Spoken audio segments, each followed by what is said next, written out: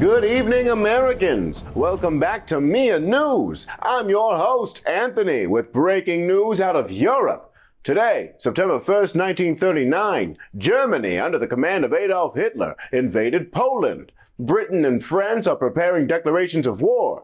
President Roosevelt remains committed to neutrality, but with tensions escalating abroad, many Americans anticipate potential U.S. involvement.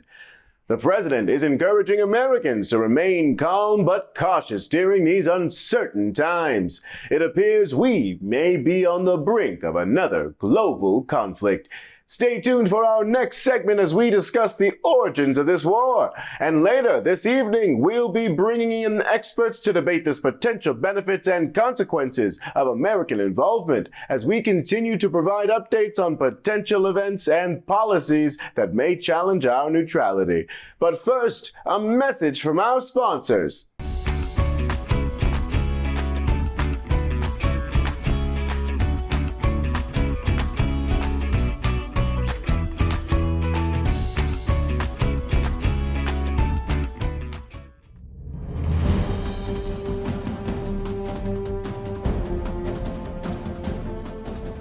Welcome back.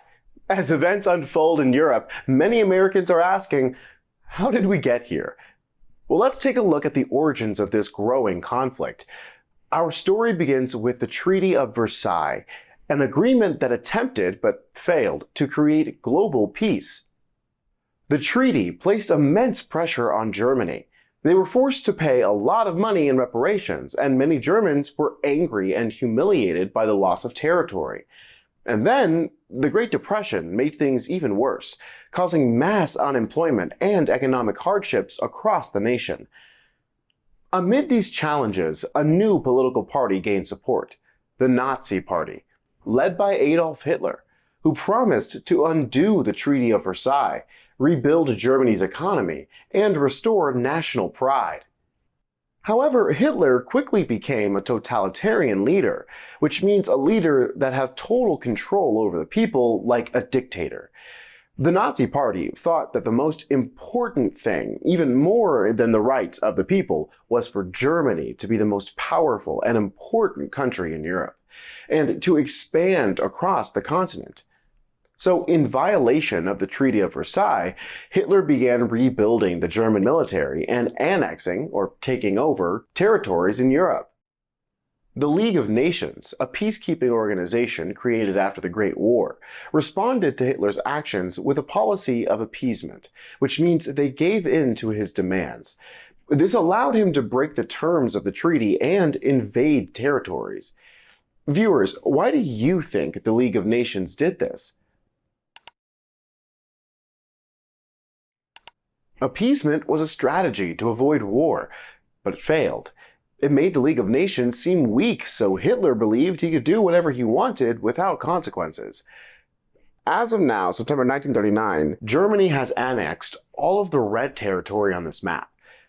Now that they have invaded Poland, Britain and France are realizing that war is the only way to stop this aggression.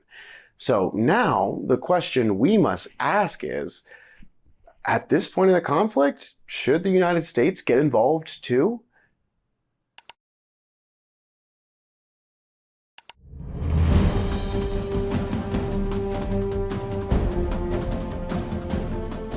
Welcome back, Americans. I've just received word from our correspondents in Washington, D.C. that Congress is choosing to maintain the Neutrality Acts. These were laws passed in the late 1930s to ensure that the U.S. would never get involved in another foreign war. Tonight, we welcome two experts who will discuss the potential benefits and consequences of remaining neutral. We'll hear first from Jenna, who will present the arguments for staying neutral in the war. Good evening. We need to stay out of this war for several key reasons. Look what happened when we got involved in the Great War. Over 116,000 U.S. soldiers lost their lives. We can't risk American lives again just to help foreign nations. Germany hasn't threatened us directly like they did in World War I, so as of now, this is Europe's problem. Plus, we have our own problems to deal with. Our economy is still recovering from the Great Depression. You can't forget that war costs money and resources. If we stay neutral, we can continue trading with all nations involved in the war. Thank you, Jenna. Now it's time to hear from our second expert, Caroline, who will present the counter-argument for entering this new war. Hello, I'm Caroline, and there are several reasons why we should join this war. We can't allow Hitler to spread totalitarianism across Europe. If he is successful in defeating Britain and France, we could be next. During the Great War, Woodrow Wilson said, "We must make the world safe for democracy." Now, with the threat of totalitarianism in Europe, it's our responsibility to keep the world safe for democracy. Economically, we have stronger relationships with Britain and France than with Germany. If Hitler defeats them, our economy will be crushed. And if you're worried about lives being lost, you should know that Germany has already committed atrocities against Jewish people and other groups. Reports are emerging that Jewish people and other groups are facing unfair laws, violence, and extreme discrimination in German territories. Many of their policies are based on anti-Semitism or extreme prejudice against Jewish people. As a democratic nation that stands for freedom and justice, we have a responsibility to help those who can't defend themselves. You've both presented some great points. Just like in World War I, we have to make the decision between protecting ourselves and protecting foreign nations. Viewers, what side of the debate do you agree with?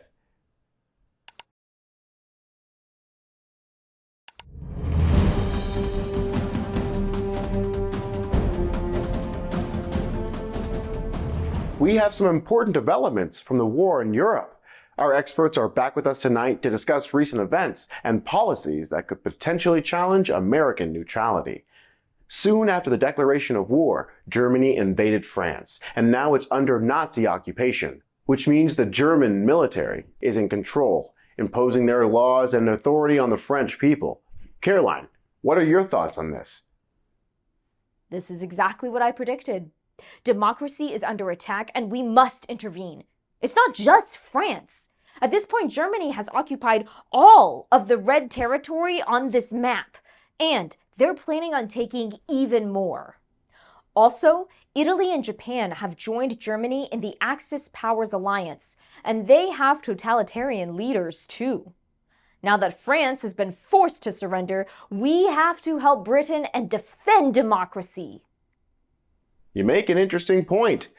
After occupying France, Germany began bombing British cities and making more aggressive moves across Europe, and is now locked in conflict with both Britain and the Soviet Union. Jenna, do you think it's time we intervene? Well, I still don't think we should send troops to fight in this war. However, I'm starting to think we need to do something to help. We need a strategy that doesn't involve fighting. Well, the US government agrees. Recently, Congress passed the Lend-Lease Act, which allows the US to send weapons and supplies to Britain and the Soviet Union. Viewers, do you think this policy violates America's official neutrality?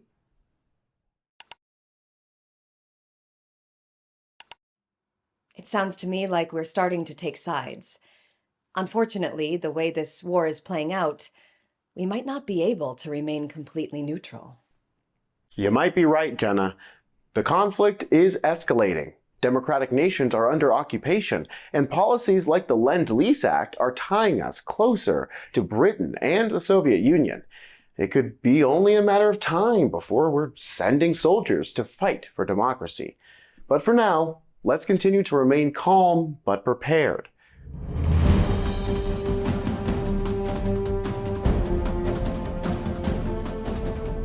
We're getting breaking news from our correspondents in Washington. Japanese warplanes attacked an American naval base in Pearl Harbor, Hawaii this morning, December 7th, 1941. This was a targeted and carefully planned attack on American soil. Over 2,400 American lives have been lost, and now that we have been directly impacted by the aggression of a totalitarian nation, many Americans are hoping for a declaration of war. While we wait to hear President Roosevelt's response to this devastating news, we must remember that while our nation has been divided over neutrality, we must remain united as we fight to preserve democracy. We'll see how this plays out next time, but until then, remember, shaping the future begins with understanding the past. Hey, hey.